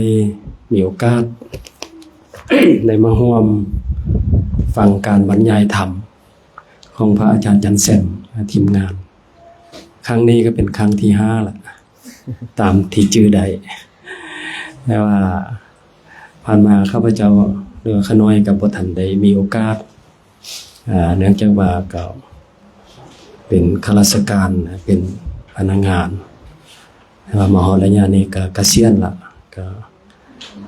จะได้เอาธรรมะนี่แหละเข้าช่วยเพื่อสมาธิจิตใจขน้อยก็อยากให้ทางพระอาจารย์แซมนี่ให้ความกระจ่างแจ้งตื้มว่าทางพระอาจารย์แซมบรรยายไปเมื่อกี้ก็ได้ติดตามฟังว่าอันนึงล่ะเว้าเรื่องการยอมรับการเปลี่ยนแปลงทางกายวาจาใจกับสภาพแวดล้อมที่มันเกิดกับโลกกับมนุษย์ อันสองมาแหละเว้าเรื่องการปล่อยวางเนี่ยขน้อยก็คิดว่าผ่านมาในการต่อสู้นี่จุดประสงค์ของการต่อสู้บ่ว่าการต่อสู้เพื่อกอบกู้ประเทศชาติบ่ว่าการต่อสู้เพื่อความเป็นธรรมการต่อสู้จากอันเก่าไปสู่อันใหม่ที่ดีกว่าแต่ว่าการกระทำมันยากบางท่านบางคนนี่ก็กระทำได้บางคนก็ได้อาศัยวัดว่าอารามนี่ได้ช่วยข่มหายบ่เก่าหาบ่ตายเสียเมียตายจากหรือว่าธุรกิจล้มละลายหน้าที่การงานบ่ไปตามวัตถุประสงค์หรือมีอุปสรรคชีวิตนานาประการแต่ว่าผ่านมาก็หลายท่านก็ประสบผลสำเร็จโดยการปล่อยวางโดยการยอมรับการเปลี่ยนแปลงโดยการเอาการต่อสู้จากอันเก่าเพื่อไปสู่อันใหม่ที่ดีกว่าแล้วก็ยอมรับสิ่งแวดล้อมพร้อมตัวเฮาฉะนั้นปัญหานี้คิดว่ามนุษย์เฮานี่จะพบทุกคนต่อกับปัญหานี้อยากให้ทางอาจารย์นั่นแหละช่วยอธิบายช่วยชี้แจงให้ทางขน้อยตื้มจะได้นำไปปฏิบัติตนเองก็ข้อมีคำถามสำนั้นแหละอาจารย์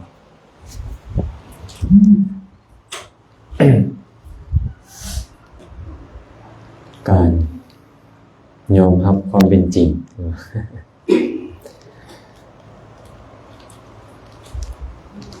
ความจริงแล้วเนาะคือเฮาได้เว้าผ่านมานั่นแหละว่าทุกสิ่งทุกอย่างมันเกิดขึ้นแล้วมันต้องเปลี่ยนแปลงเสมอแม้แต่พระสัมมาสัมพุทธเจ้าผู้รู้แล้วผู้แจ้งแล้วทุกสิ่งทุกอย่างแต่ป่านนั้นก็ยังต้องประสบกับสิ่งเหล่านี้แต่ว่าเพิ่นบ่หวั่นไหวแล้วเพราะว่าเครื่องขุ่นมัวในใจมันหายเพิ่นกำจัดเครื่องขุ่นมัวในใจเพิ่นได้แล้วนะแม่นหยังล่ะเครื่องขุ่นมัวในใจของเพิ่นก็ความอยากความบ่พอใจความอิจฉาความทิฐิความถือเนื้อถือโตความแกล้งได้แกล้งดีมันหายไปในใจเพิ่นมันก็เลยเป็นอัตโนมัติว่าเพิ่นยอมรับได้ในตัวโดยที่เพิ่นบ่ต้องเฮ็ดอีหยังเลยของเพิ่นเนาะแต่พวกเฮานี่นะแน่นอนเวลาใดที่พวกเฮายอมรับได้มันก็สบายใจไปคันเวลาใดก็ตามเฮาพยายามต้านหรือบ่ทันมันก็ครอบงำจิตใจของเฮาให้เป็นทุกข์เป็นธรรมดาแบบนี้แหละพระพุทธองค์เลยสั่งสอนอยู่และพยายามชี้ให้เห็นอยู่ตลอดเวลาเลยภิกษุทั้งหลายเที่ยงหรือบ่เที่ยงคือชี้เห็นก่อนได้เมื่อบ่เที่ยงภิกษุทั้งหลายบอกบ่เที่ยงเป็นสุขหรือเป็นทุกข์เป็นทุกข์คันเป็นทุกข์น่ะควรหรือบ่ที่เฮาจะยึดว่าเฮาว่าของเฮาว่าตัวตนของเฮาบ่ควรเลยเพิ่นมุ่งเน้นไปให้เห็นความบ่เป็นตัวตนซุมื้อนี้นะที่พวกเฮาทุกข์เพราะเฮามีตัวตนตัวข่อยตัวเจ้าเห็นป่ะ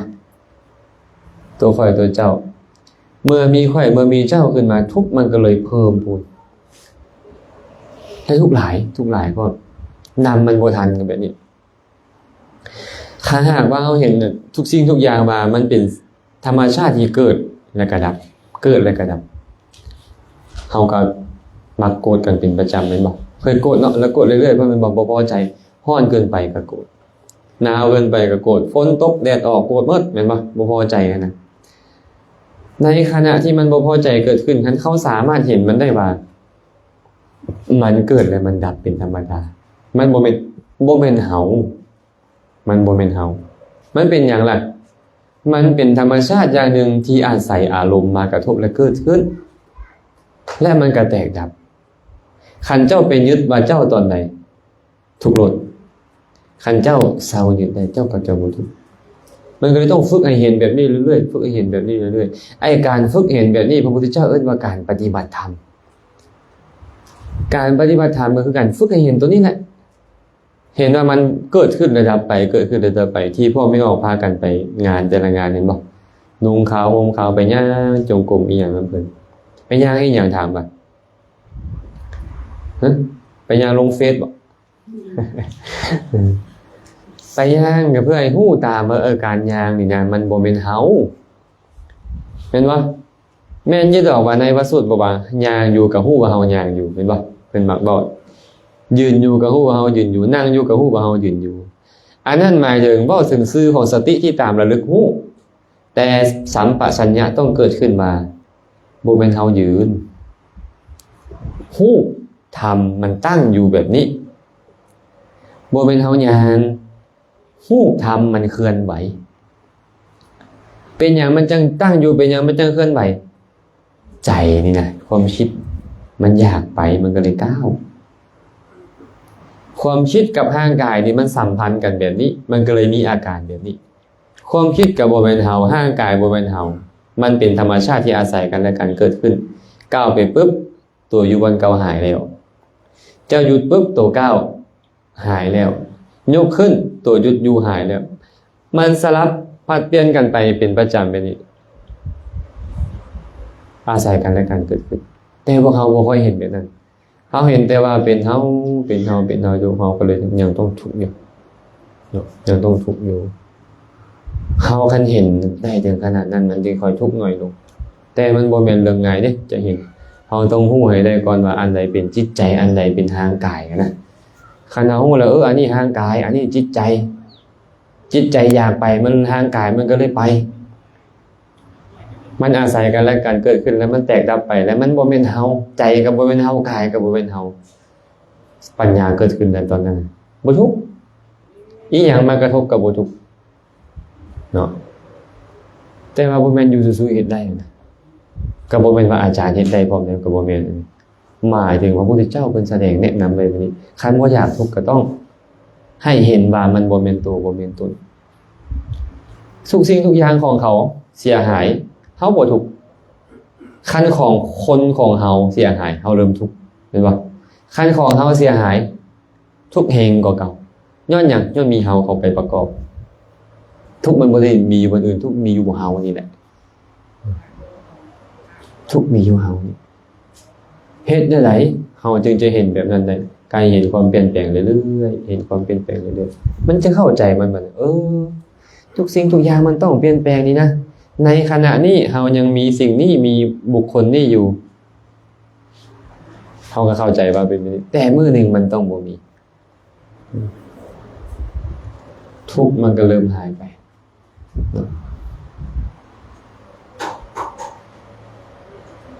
ฉันเนาะต้องได้อบรมบ่แม่นเฮ็ดเทื่อเดียวแล้วได้เลยอบรมเห็นแบบนี้แล้วเห็นแบบนี้อีกเห็นแบบนี้แล้วเห็นแบบนี้อีกอารมณ์มากระทบปุ๊บมันก็เริ่มทันมันตอนนี้เขาด่าค่อยตอนเนี้ยเขาเยาะเย้ยค่อยเขาซ้อเสียดค่อยแม่นบ่คันสมมุติว่าปัญญามันบ่เกิดนะแต่คันมากระทบเมื่อกี้มีเสียงมากระทบกับหูเสียงก็เป็นหูเป็นหยังเป็นหูใจเป็นนามมาหูอ้าวมันก็แค่นี้นี่มันเท่านี้นึงได้นี่นะแต่คันเฮาบ่ทันมันเฮาก็เก็บมาว่าเขาด่าเจ้าใดเขาดูถูกเจ้าใดเขาซ้อเสียดเจ้าใดทุกข์บ่บัดเนี่ยเป็นหยังมันจึงทุกข์เฮาขึ้นมาเนี่ยเห็นปุ๊บเขาเห็นอย่างใดอย่างหนึ่งกันเนาะเมื่อใช้เขาเบี้ยซบสิเฮาซะคันเห็นซื่อๆฮู้ตากระทบฮู้สีนั่นก็เป็นฮู้ตาก็เป็นฮู้ด้วยใจเป็นอย่างมันมาอาศัยตาเห็นฮู้มันก็แค่นี้นี่นะอยู่ใส่เฮาบ่มีเฮามันก็จบไปได้ทุกข์บ่เกิดทุกสิ่งทุกอย่างเป็นแบบนี้ญาติโยมแต่ว่าพวกเฮานำมันบ่ทันเดี๋ยวนี้มันดันไปว่าเฮาซะแล้วมันก็เลยทุกข์นะมีพระองค์หนึ่งอาจารย์เล่าให้ข้าเจ้าฟังเมื่อวานเพิ่นไปปฏิบัติธรรมนำกันกับหมู่เพิ่น 30-40 องค์ไปปฏิบัติธรรมแต่ว่าบ่ให้อยู่ใกล้กันตกลงกันเฮ็ดกติกากันว่าบ่ต้องมาใกล้กันเด็ดขาดเลยอยู่ไผอยู่เราให้ปฏิบัติไผปฏิบัติเราคันมี ผู้ใดป่วยไข้จำเป็นมันยังค่อยมาตีละครั้งแล้วก็จะออกไปช่วยเหลือกันปรากฏว่าในป่านั่นน่ะเสือหลายป่านั่นน่ะ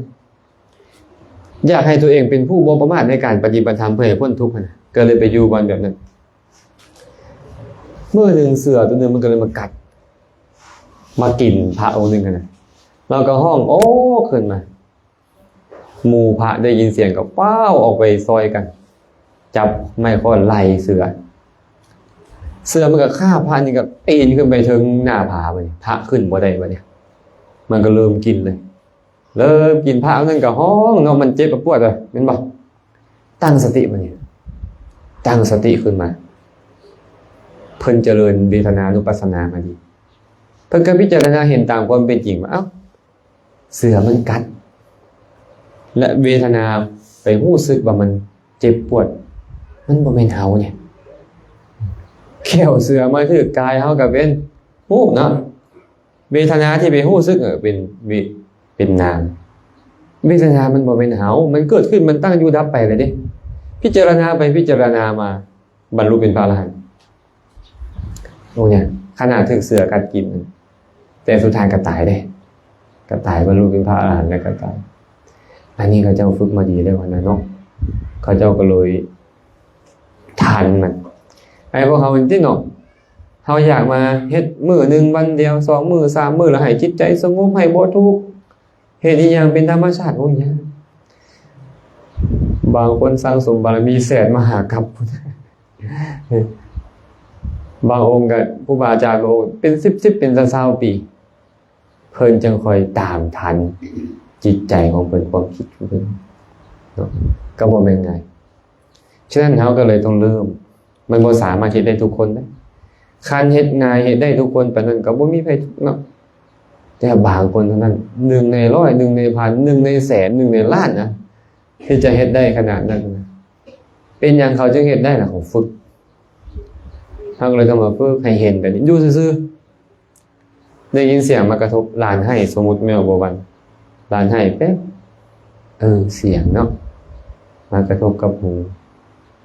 โสตวิญญาณได้รับรู้แล้วดับไปแล้วเดี๋ยวมันเกิดขึ้นตั้งอยู่ดับไปแล้วบ่เที่ยงเลยเนี่ยเอามาอีกแล้วก็ไปอีกมาอีกแล้วก็ไปอีก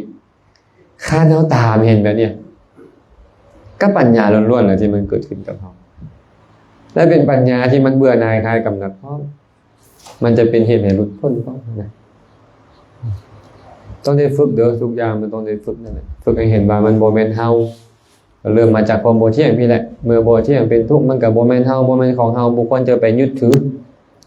คันบ่ยึดถือสิ่งใดคือบ่ทุกข์ย้อนสิ่งนั้นคันเฮาเห็นอันใดว่าเป็นสาระสำหรับเฮาไปยึดมันหลายเฮาทุกข์สมมุติว่าเขาเอาเสื้อพื้นขาดเฮาไปทุกข์เฮงบ่เฮาเนี่ยบ่ปานใดเนาะ เริ่มเอาเสื้อพื้นงามๆเฮาไปเป็นได้แล้วมั้ยทุกข์ขึ้นมาเลยเนาะทุกข์ขึ้นมาหลายขึ้นเอาสายคอค้ำไปได้ป่ะเนี่ยโอ้ยทุกเฮงกว่าเก่าแล้วป่ะเนี่ยมาตัดหูเอาไปข้างนึงเด้ทุกเฮงกว่าเก่าอีกได้ไงย้อนอย่างเขาจังเฮ็ดทุกข์ขึ้นไปเรื่อยๆเขาหักมันหลายไอ้แต่ละอย่างเขายึดกับมันหลายเป็นอย่างพระพุทธเจ้ามีทุกสิ่งทุกอย่างเลยเพิ่นจึงต้องสละออกเป็นเจ้าชายที่จะบรรลุเป็นพระเจ้าจักรพรรดิครอบครองโลกทั้งโลกแต่ค่อยบ่เอาค่อยต้องการจะฮู้ธรรมะและมาบอกสอนคนอื่นสละมืดรู้ไหมพระเจ้ากลุ่มมคธพระเจ้าพิมพิสารนี่แบ่งราชสมบัติในครึ่งนึงมาครอบครองสักบ่ค่อยบ่ต้องการค่อยอยากได้ธรรมะมาสั่งสอนคนสละทุกสิ่งทุกอย่างเลยเพื่อให้ได้ความสุขแบบนั้นมาเพื่อบ่ให้ยึดกับสิ่งเหล่านั้นเนาะสุดท้ายแล้วเพิ่นก็บรรลุตามเป้าหมายของเพิ่นก็ได้ฝึกเด้อได้ฝึกไปเรื่อยๆนี่แหละทั้งอาตมาเองไหนทั้งทุกคนนั่นแหละว่าเฮาต้องฝึกปล่อยวางเฮาบ่ต้องบอกมันว่าปล่อยวางแม่บ่ต้องบอกดอกคันแบบนี้เกิดขึ้นปุ๊บนี่เอิ้นว่าเจ้าปล่อยวางคันเจ้าเห็นตามความเป็นจริงว่ามันเป็นแบบนี้เป็นธรรมดาคันเจ้าเห็นแบบนี้ปุ๊บเจ้าบ่ต้องบอกผู้ใดว่าเจ้าปล่อยวางนั่นคือการปล่อยวางโดยอัตโนมัติของมันเนาะ บางคนบอกค่อยปล่อยวางแล้วบางเธอบอกซื่อๆบ่ได้ปล่อยวางแท้กันมีเห็นบ่การเห็นแบบนี้ได้ตอนไหนปล่อยวางตอนนั้นคันเจ้าเห็นดุๆเลยมันก็ปล่อยวางดุๆคันเจ้าเห็นอยู่ตลอดเวลามันก็สื่อว่าปล่อยวางอยู่ตลอดเวลาให้เห็นตามความเป็นจริงไปได้ยินเสียงบ่เนี่ยเสียงไผเขาเลยไปหาตัวตนบุคคลแล้วครับมันไวกว่าจิตใจเขาเนี่ยมันไวขนาดนั้นมันเลยบ่ค่อยทันเฮาบ่สามารถเห็นว่าเสียงมากระทบกับหูเฮาว่าเว้าอันนี้เว้าอันนั้นเฮาเว้าไปเขาความไวของใจเฮามันไปหั่นน่ะเนาะบ่ทันแต่ฮู้ว่ามันจะฮู้ทีหลังอยู่ฮู้แล้วก็พยายามฮู้เรื่อยๆฮู้ดูเข้ามันก็มาอัตโนมัติของมันซะนะคือกินข้าวนี่แหละรับตากินได้บ่จับยัดถือบ่อันยัดไปใส่ปากเนี่ยตอนฝึกกินใหม่ๆนี่ถือบ่ล่ะมันก็บ่คันถือเนาะกินดูเข้าสบายเห็นบ่รับตากินก็ได้แล้วนี่กินข้าวเป็นอย่างถึงปานนั้นน่ะมันกินดุโพดแหละ นี่คือการฝึกเห็นว่ามันบ่เที่ยงเป็นทุกข์เป็นอนัตตามันก็ต้องฝึกดุๆคือกันนั่นน่ะมันจังสิมีเวลาตอนไหนก็ฝึกเลยคันว่าบ่มีเวลาขนาดนั้นก็ทุกอารมณ์ที่เข้ามากระทบก็เห็นว่ามันบ่แม่นเฮาบ่แม่นของเฮาเป็นเพียงจริงนั่นเข้ามากระทบกับภายในของเฮาแล้วก็แตกดับไปเป็นธรรมดาของมันแบบนี้แต่บ่ง่ายเด้ขนาดพระอานนท์ก็ยังทุกข์อยู่เด้พระอานนท์เป็นพระโสดาบันแม่นบ่เขาจ้างคนไปด่าพระพุทธเจ้า7มื้อเขาจ้างคนไปด่าพระพุทธเจ้านะพระอานนท์นี่โอ้ยหนีเถอะข้าน้อยนี่เพิ่นว่าเป็นยังอานนท์เขาด่านะข้าน้อยหนีเถอะคันหนีไปบ่อนอื่นแล้วเขาด่าอีกเด้ออานนท์หนีอีกว่าไปอยู่บ่อื่นแล้วเขาด่าอีกเด้ออานนท์หนีอีกขนาดพระอานนท์ได้เนี่ยบรรลุธรรมเลยได้ยังทนบ่ได้เนี่ยต่อการถูกด่าย้อนยังยึดประตูอยู่โอ้ธรรมดาเนาะจะนับภาษาอย่างถึงเฮาแต่ว่าเฮากับพยายามเฮ็ดให้มันทุกข์น้อยลงซื่อๆดอกทุกข์น้อยลงมื้อใดเฮาเห็นความเป็นจริงมื้อนั้นเฮาทุกข์มื้อใดเฮาบ่เห็นความเป็นจริงมื้อนั้นเฮาก็ทุกข์ก็แล้วแต่เฮาเลือกไปเจ้าอยากได้ทุกข์หรือเจ้าอยากจะปล่อยทุกข์ทิ่มประมาณนี้เนาะ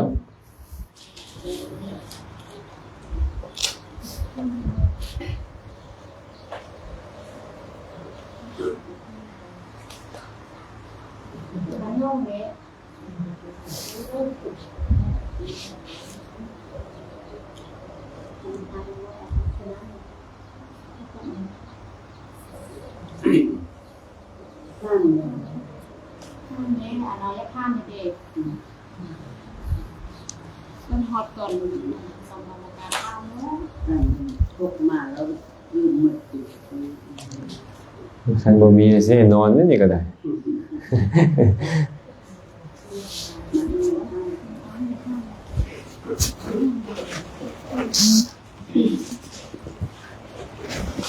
น้อมนมัสการพระอาจารย์เท่าที่ก็น้อยลืมเปิดน้อมนมัสการพระอาจารย์ก็น้อยก็ได้จัด5เฮ็ดบุญกาเป็นที่พอใจแล้ว แต่ว่ายักถามว่าการให้ทานเสนาสนะมีอานิสงส์หลายจำใดขนาด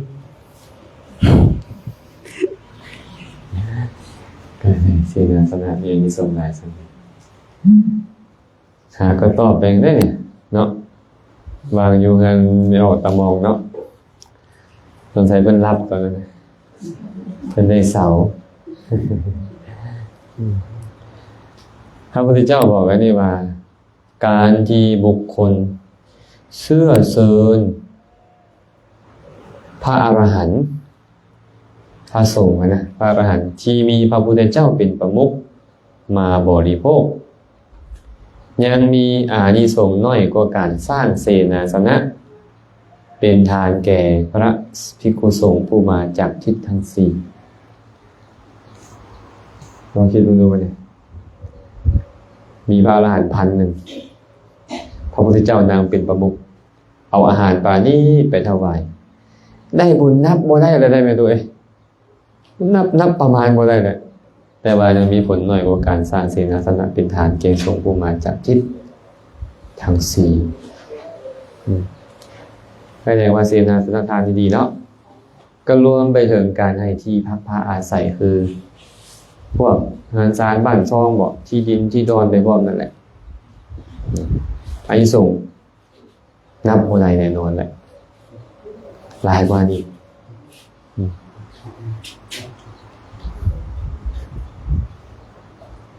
ตอนสั้นเนาะ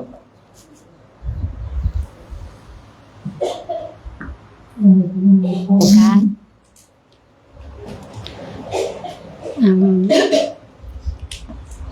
น้อยยังขอโอกาสถามว่าการที่เราต้องพบพอกับ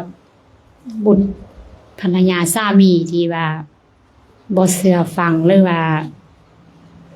บอกอย่างหนึ่งเฮ็ดอย่างหนึ่งเฮาเคยสร้างเหตุแบบใดมาก็น้อยจึงได้รับผลแบบนี้ก็น้อย เขาเคยสร้างเหตุแบบใดมาเราต้องเบิ่งพร้อมใดเราจะไปทิ่มใส่แต่เหตุอดีตก็บ่ได้มันมีทั้งเหตุอดีตและเหตุปัจจุบันขอเว้าเหตุอดีตก่อนเหตุอดีตเนี่ยพระพุทธเจ้าเคยตรัสไว้แบบนี้บุคคลใดก็ตามให้ทานด้วยความบ่เคารพอ่อนน้อมเขาไปเกิดในที่ใดก็ตามเขาจะเป็นคนมั่งคั่งร่ำรวยมีโภคสมบัติหลายแต่บริวารชนของเขาจะบ่เยียงหูหลงฟังเขาด้วยความเคารพนี่เป็นโทษของการให้ทานด้วยความบ่เคารพเวลาเราให้ทานนั่นน่ะเฮาบ่เฮ็ดด้วยความเคารพด้วยความอ่อนน้อมต่อผู้รับทานเลยสินะเป็นบ่บางคนเขาเฮ็ดเขาบ่ฮู้วิธีการเคารพน่ะบางคนนี่ตะหมอบตอกขายกใส่เก้าเท่าใส่ว่าบักดีๆเป็นบ่เฮ็ดนั่นน่ะอันนี้เป็นเหตุอดีตเนาะเหตุในอดีตมันก็เลยเป็นปัจจัยเฮามาปัจจุบันลูกเต้าหลานเหลนบ่ว่าจะเป็นคู่ชีวิตสามีภรรยาบ่ค่อยเชื่อถ้อยฟังคำเว้าแนวนึงไปเฮ็ดแนวนึงอย่าไปคบคนบ่ดีเด้อดันไปเฮ็ดไปคบคนบ่ดีเป็นต้นอันนี้เหตุอดีตแต่มาปัจจุบันก็สำคัญเลยบางคนนี่เว้าหลายเกินไปเนาะเว้าหลายเกินไปแม่นบ่เขาก็บ่ค่อยเอาตามบางคนเห็นบ่บางคนเว้าหลายเด้อเนาะเว้าโพดเว้าแท้เว้าว่าเขาก็บ่ค่อยถือเอาคำเว้าของเขาเป็นสาระอีหยังเพราะว่าเป็นนำเฮานี่ใช้คำเว้าเปลืองเกินไปอยากให้รู้ฟังความเหมือนกันเนาะเว้าแล้วเว้าอีกเว้าดุแท้ดุว่าแทนที่เขาสิฟังมื้อนี้เขาเบื่อทับคำเว้าก็มีอันนี้เหตุปัจจุบันก็สำคัญอยู่ได้เห็นบ่และเจ้าประพฤติตัวบ่เหมาะสมยามได้ก็กินได้เหล้าเมาสุรายามได้ก็เว้าแต่สัพเพเหระเฮ็ดเจอเร็วไหลไปเฮ็ดว่าอันตามบ้านที่ขอเว้าบ้านตัวเองนะมันเป็นผู้ชายจบดีก็เอากระโปรงมานุ่งทาลิปสติกเข้าแป้งน้ำแดงล้อกลางบ้านตบมือโฮแซลไปสินะอันตามโดยเฉพาะสงกรานต์เนี่ยเนาะบุญบั้งไฟอย่างเสียแต่ลูกเต้าเขาที่เคารพเจ้าบ่แม่นแต่ลูกเต้าเจ้าดอกเฮ็ดบ้านเธอเมืองของบ่อยากเคารพเจ้าแบบนี้เห็นบ่เจ้าอาจจะมวนจะพูดจะเพิ่นตอนเจ้าเฮ็ดน่ะเนี่ยปัจจุบันของเจ้าประโยคะปัจจุบันของเจ้ามันบ่เหมาะสมให้เขาเคารพแม่นบ่เหตุปัจจุบันก็สำคัญเลยผู้ใดเว้าน้อยเฮ็ดหลายบุคคลแบบนี้เนี่ยคนอื่นจะเคารพบ่แม่นแต่ลูกเต้าสามีภรรยาเขาดอกแม้แต่คนอื่นเขาก็จะเก่งแต่เคารพยิ่งขึ้นเนาะคันเว้าหลายเฮ็ดน้อยเขาบ่ค่อยเคารพอากับกิริยาของเจ้าบ่เป็นเหตุให้เขาเคารพเขาก็บ่เคารพได้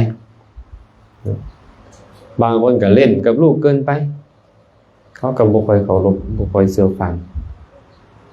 บางคนก็โอ้ยเอาแท้เอาว่าสิรวมกับลูกนึงก็บ่แม่นสิรวมได้อันนี้ก็เฮงเกินไปลมเว้าสิ่งที่เป็นประโยชน์พอประมาณ4โสดแยงคุณให้เขา พอประมาณนั้นนะอย่าเล่นกับเขาเกินไป และจะไปวางทาใส่เขาโพดเบิ่งจังหวะเบิ่งเวลาเนาะประพฤติตัวเองให้เหมาะสมเนาะเขาจึงจะเคารพน้อมได้จะไปตีเฮ็ดอดีตบ่ได้เลยเนาะโอ้ยข่อยเฮ็ดบุญมาบ่ดี ปัจจุบันนี่แหละเจ้าเฮ็ดบ่ดีอยู่ตอนนี้ปัจจุบันนี้ก็ได้และอีกอย่างหนึงโทษที่พระพุทธเจ้าเคยเว้าไว้ก็บอกว่าบุคคลใดก็ตามมักเว้าสัมภปราปะเพ้อเจ้อเหลวไหลสัมภปราปะที่บุคคลเจริญกระทำให้หลายแล้วย่อมเฮ็ดบุคคลนั้นให้เขาถึงอบายทุกขติวินิบัตินรกโทษอย่างเบาที่สุดของสัมภปราปะนั้นย่อมเฮ็ดให้บุคคลนั้นผู้เป็นมนุษย์แล้วมีวาจาที่บ่น่าเชื่อถืออย่าเว้าดีอ้างรักอ้างทานอีหยังปานใดเขาก็บ่เชื่อถือบ่เชื่อถ้อยฟังคำเจ้าบ่ซื้อเอาคำเว้าของเจ้าเป็นประมาณเลยปัจจุบันนี้นะเฮามักเว้าเพ้อเจ้ออยู่หลายลูกเขาก็ยังบ่อยากเคารพเฮาแล้วสามีภรรยาก็บ่อยากเคารพกันคือกันแม่นบ่ไอ้สัมภปราปะปัจจุบันแต่ผลของมันในอนาคตมันเป็นแบบนั้นแท้บ่แม่นแต่คนเฮาคนเขาก็บ่อยากเคารพอ่อนน้อมเนาะอาจารย์เขาต้องเว้าในเรื่องที่เป็นอัตเป็นธรรมได้บ่นี่เนาะว่าสิ่งที่เป็นประโยชน์นะจะติแต่อดีตเด้อเบิ่งในปัจจุบันนี่เด้อแย่งแหวนแย่งแหวนปัจจุบัน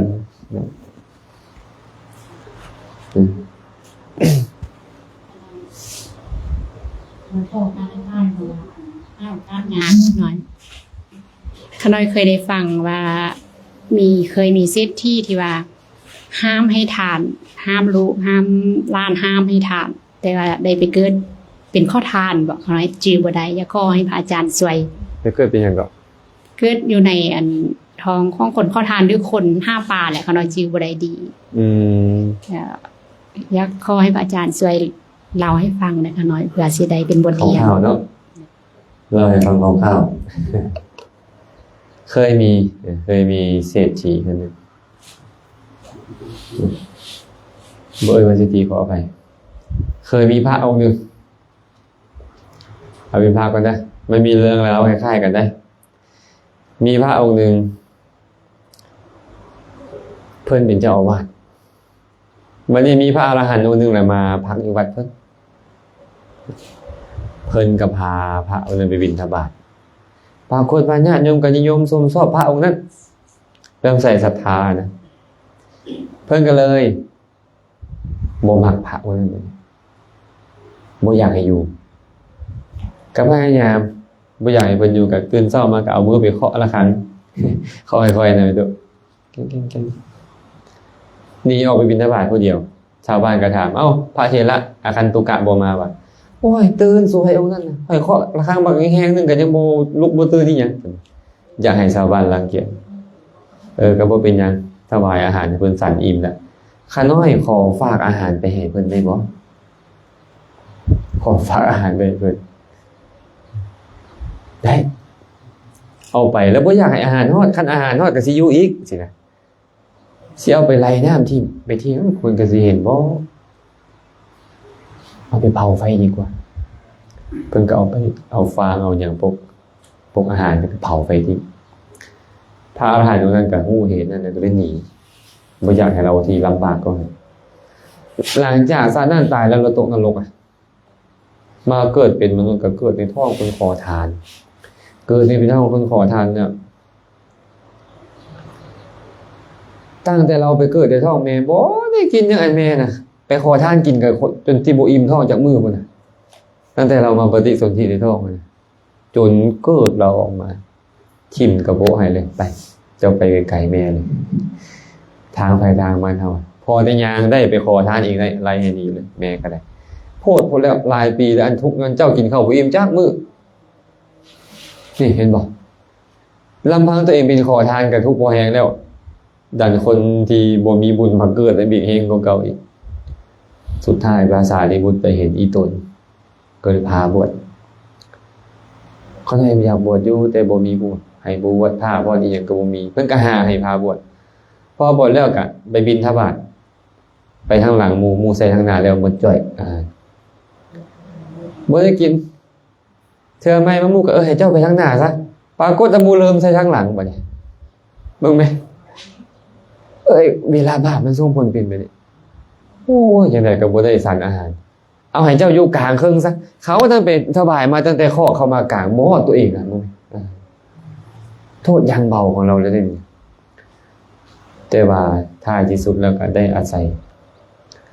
ยภาษาลีบุตรอาศัยพระพุทธเจ้าอบรมบรรลุเป็นพระอรหันต์อยู่ได้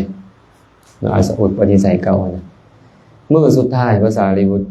คิดว่าพิจารณาเบิ่งว่าลูกศิษย์เฮานี้ที่ยังอยู่โดนสิตายแล้วมื้อนั้นเพิ่นก็เลยฝากไปบิณฑบาตแล้วฝากอาหารมาให้ลูกศิษย์ครูบาอาจารย์เอามากินตำทางจ้อยบ่ได้อาหารนะพี่น้องเอ้ยฟืดเทืองขนาดเราใช้ชีวิตนี่นะภาษาลิบุตรกลับมาอาวุโสได้ระบบอาหารที่คอยฝากมาบ่หน้ากันหน่อยเขาบ่ได้เอามาให้เจ้าว่าบ่คันซั่นเจ้าท่าคอยอยู่นี่เด้อมันสวยเลยว่ะมันก็บ่ได้ละอาหารเลยเวลาอาหารเพิ่นก็ไปบิณฑบาตเอาน้ำผึ้งน้ำอ้อยที่นั่นเอาจตุมาทุพวกเนี้ยมาแล้วก็มานี่เจ้าบ่ต้องเอาไปเจ้ามันสั่นเลยคอยสิจับบาตรมานี่คันเพิ่นปล่อยบาตรอาหารก็หายหมดไอ้บาปของเราหันมันโพดขนาดนั้นน่ะเราดันไปคัดลาบคนที่เพิ่นมีคุณหลายคัดลาบได้นี่นะเนาะขวางลาบเพิ่นแทนที่เอาลาบมาให้เพิ่นตัวเองก็ได้บุญน่ะแต่บ่คัดลาบเพิ่นทำลายลาบคนอื่นเพิ่นนั่นเป็นพระอรหันต์ตกนรกโมกใหม่มาชาติเป็นมนุษย์แล้วก็ยังบ่ได้กินมื้อนั้นแล้วตายอิ่มมื้อเดียวนั่นแหละแล้วก็ตายเลย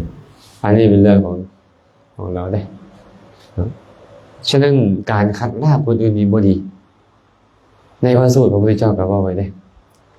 มีเทวดาไปถามพระพุทธเจ้าข้าแต่พระองค์ผู้เจริญบุคคลใดก็ตามเป็นคนขี้ที่เหนียวแน่นดีแต่ว่าคนอื่นคัดขวางการให้ทานของคนอื่นผลของเขาจะเป็นไปไหนวิบากผลเขาจะเป็นไปไหนสัมปรายภพจะเป็นไปไหนข้าน้อยถามแล้วขอพระองค์จงบอกข้าน้อยเลยคนบางคนขี้ที่เหนียวแน่นคือมักได้พร้อมบางคนเนี่ยบางคนขี้ที่ละล่าเนาะบางคนทั้งขี้ที่ทั้งมักได้และมักตำหนิติเตียนคนอื่นมักเว้ากะนินทาการให้ทานการให้บุญของคนอื่นและมักคัดขวางการให้ทานของคนอื่นตายไปแล้วจะเป็นยังไงวิบากคนจะเป็นแบบไหนพบหน้าเขาจะเป็นแบบไหน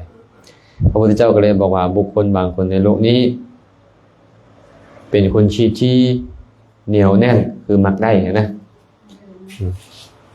ดีแต่ว่าคนอื่นคือมักตินทาคนอื่นคัดขวางการให้ทานของคนอื่นเขายอมเข้าถึงอบายทุกขติวินิบาตนรกหากเขามาเกิดเป็นมนุษย์นี้เขายอมได้ผ้าพรทรสบายเขาน้ำซ้ำปลายอมได้สิ่งที่ควรได้จากคนอื่นโดยยากบ่ได้ง่ายๆอันเขาของจากคนอยากได้อีหยังก็ได้ยากเพิ่นว่าบ่ได้ดังปรารถนาเนาะผ้าพรทรสบายหาได้ยากเข้าป่าอาหารหาได้ยากและเขายอมเข้าถึงทุกขติที่ไปในเบื้องหน้าของเขายอมเป็นทุกขติอีกนี่แหละเป็นโทษของบุคคลนั้นเห็นป่ะตายแล้วก็ต้องเข้าถึงอบายทุกขติวินิบาตนรกเกิดในกำเนิดนรกหรือกำเนิดเปรตพระพุทธเจ้าบอกว่าไอ้เปรตนี่มันทรมานบ่ได้อาหารง่ายบ่ล่ะเปรตเนี่ยบ่ง่าย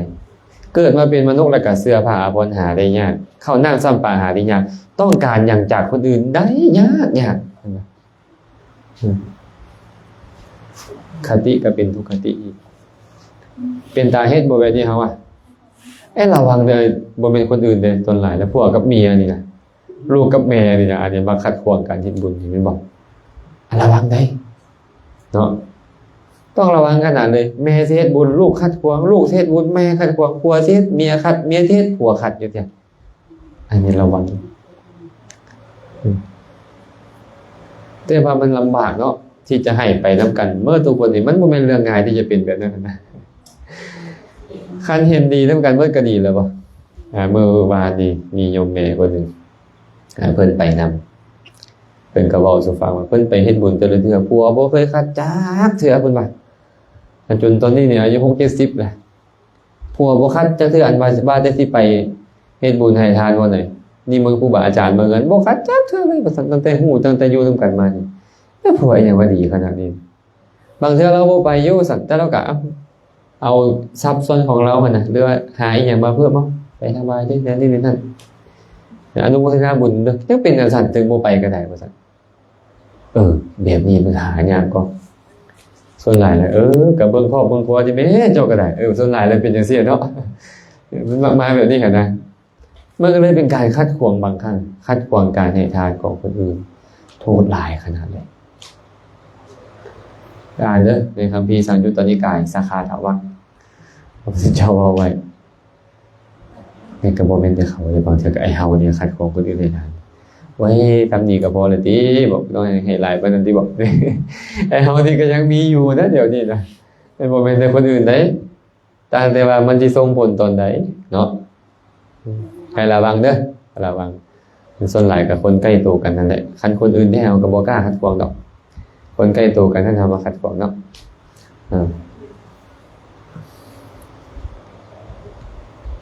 เข้าใจปะ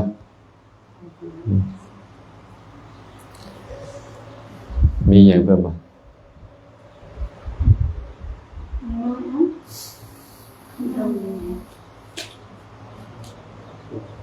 จะข้ามเรียนจะข้าม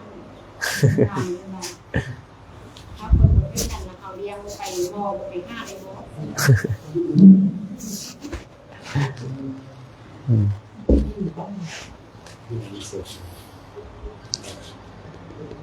บ่มีแล้วเนาะจังโมงแล้วตอนนี้โอ้มันเทศมาในเศร้าสงครามตัวนี้นะอ้าวเนาะพักผ่อนได้จังไรก็ดีเนาะ